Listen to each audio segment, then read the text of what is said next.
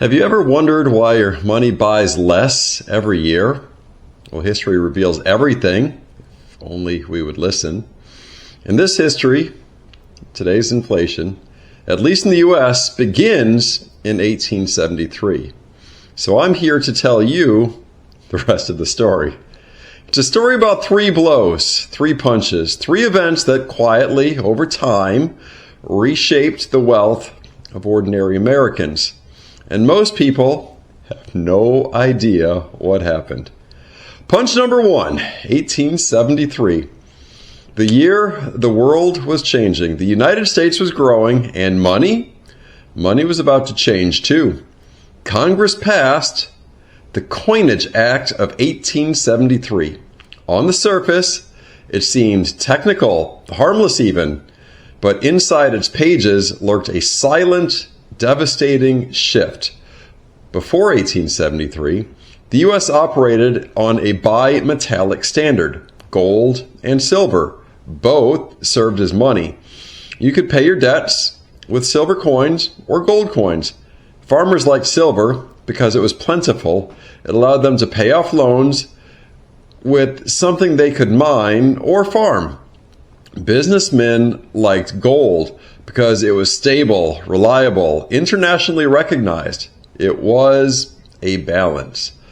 But the Coinage Act quietly removed silver as a standard of currency. Suddenly, the nation was on a gold-only standard. So if you were a farmer with debts in silver, or someone whose savings were tied to silver, suddenly your money wasn't worth what you thought it was. Prices fell. Debts became heavier. Small people, small businesses, everyday Americans were punched. And they didn't even feel it until the next recession hit. Some called it the crime of 73, a quiet legislative knockout that favored the banks, the industrialists, and left the working man reeling. Punch number two came decades later with a machine most Americans didn't see until they got a notice in the mail. The Internal Revenue Service, in partnership with the U.S. Central Bank. Before 1913, taxes existed, yes, but they were limited. Income tax? Only during war. Federal Reserve? Didn't exist. Debated in secret meetings, but in 1913, everything changed. The Federal Reserve Act created a central bank, and the 16th Amendment legalized an income tax on all Americans. Now, governments had the power to reach into your paycheck, to claim a portion of what you worked for long before you could spend it, save it, or invest it. And the central bank controlled the printing presses, the value of your money, and the cost of borrowing. Two punches, and the ordinary American was reeling. But the third punch, this was a doozy. The one that sealed the fate of many came in 1933, when Franklin Delano Roosevelt's New Deal era, the Great Depression was strangling the nation. Banks were failing, businesses shuttered, people desperate. The government said, we need control. And in March of 1933, Americans were ordered to hand over their gold. Private gold ownership, once a cornerstone of personal wealth, was suddenly illegal.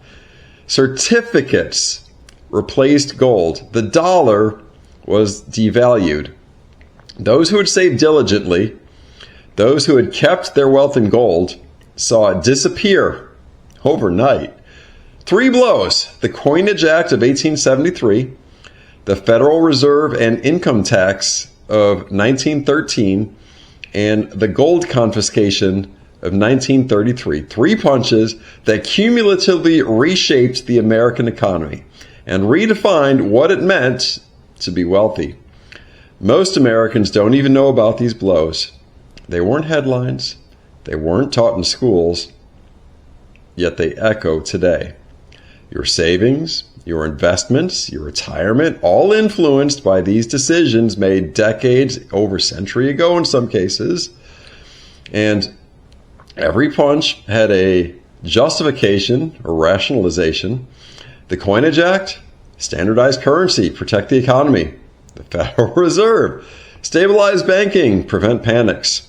And the gold confiscation, well, save the nation from collapse. Very patriotic on its surface, and yet, with every solution, the ordinary American bore the cost. Imagine this: a farmer in 1873 watching silver coins lose value. A worker in 1914 handing over part of his paycheck before he even sees it.